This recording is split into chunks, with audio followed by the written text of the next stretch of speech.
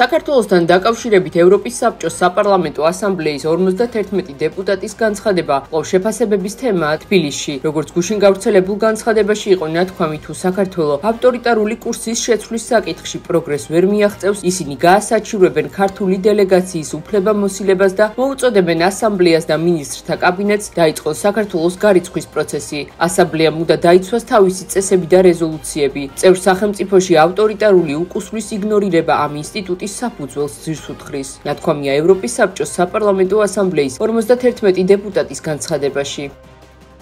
Marian სრულ აბსურდში ეს პირები ცხადია რომ მათთვის ისევე როგორც დანარჩენი ნეგატიური ძალების შემსრულებელი პირებისთვის ვისთვისაც საქართველოში ეროვნული პატრიოტული ხელისუფლება არის მიუღებელი მოახლოებული თვითმმართველობის არჩევნები არის ის დილემა რომლის ასე ვთქვათ მათი წარმოდგენით წარმატებით გადალახვა გულისხმობს ქვეყანაში ხელისუფლების ცვლილებას და აქ მარიონეტების და აგენტურული ოპოზიციური რადიკალური პარტიების და მათი წარმომადგენლების დაბრუნებას ხელისუფლებაში.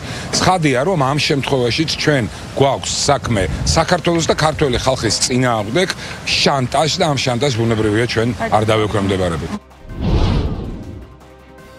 არასამთავრობო ორგანიზაცია სამართლიანი არჩევნები 4 ოქტომბრის თვითმმართველობის არჩევნებს სტანდარტული სადამკვირვებლო მისიითა და მეთოდოლოგიით არ დააკვირდება. ამის შესახებ ორგანიზაციის აღმასრულებელმა დირექტორმა ბრიფინგზე განაცხადა, სადაც წინა საარჩევნო პერიოდის დაწყებისთვის ქვეყანაში არსებული გარემო სპეციალური ანგარიშით შეფასდა. გადაწყვეტილების მიზეზად ორგანიზაცია არჩევნების ჩასატარებლად ქვეყანაში არსებულ არასათანადო მდგომარეობას ასახელებს. კერძოდ კი დასახელებულია არჩევნებამდე 1 წლით ადრე შეცვლილი საარჩევნო სისტემა, საარჩევნო ადმინისტრაციის დაკომპლექტების წესი, პოლიტიკური პარტიების გარშემო განვითარებული მოვლენები, მედია გარემო და არჩევნებზე დაკვირვების შესაძლებლობის შეზღუდვა. როგორც ორგანიზაციაში განმარტავენ არჩევნებზე უპარტიო საერთაშორისო და ადგილობრივ ორგანიზაციებს დაკვირვების შესაძლებლობა შეეზღუდათ.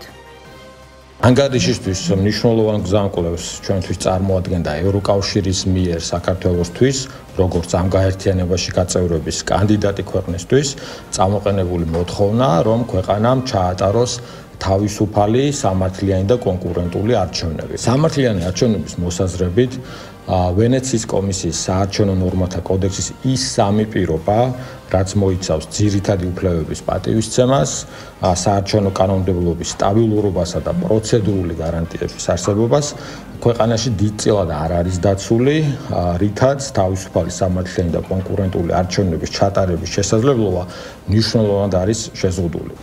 აქედან გამომდინარე, სამართლიანი არჩევნები მუნიციპალიტეტის ორგანოთა არჩევნებს სტანდარტული სადამკვირვებლო მისიითა და მეთოდოლოგიით არ დააკვირდება.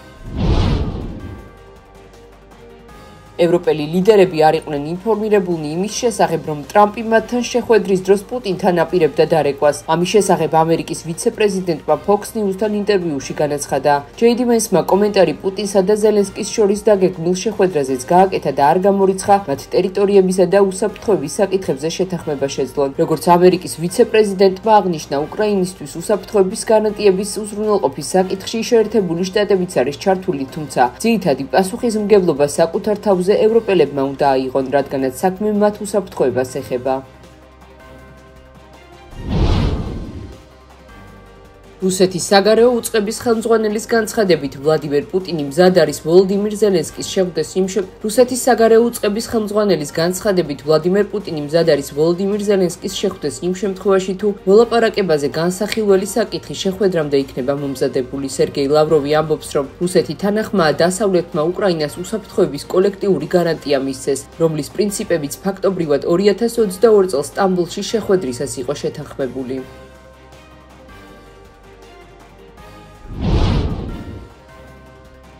79 წლის ასაკში ქართველი მუსიკოსი მამუკა ჩარკვიანი გარდაიცვალა. მამუკა ჩარკვიანი ასრულებდა საკუთარ სიმღერებს ძირითადად მამის, ჯანსუღ ჩარკვიანის ლექსებზე. გამოცემული აქვს ალბომები. 2014 წლის 10 მაისს ფილარმონიის დიდი საკონცერტო დარბაზის წინ მამუკა ჩარკვიანის ვარსკვლავი გაიხსნა. მამუკა ჩარკვიანის გარდაცვალების გამო მწუხარებას გამოთქვამს ობიექტივის გუნდი.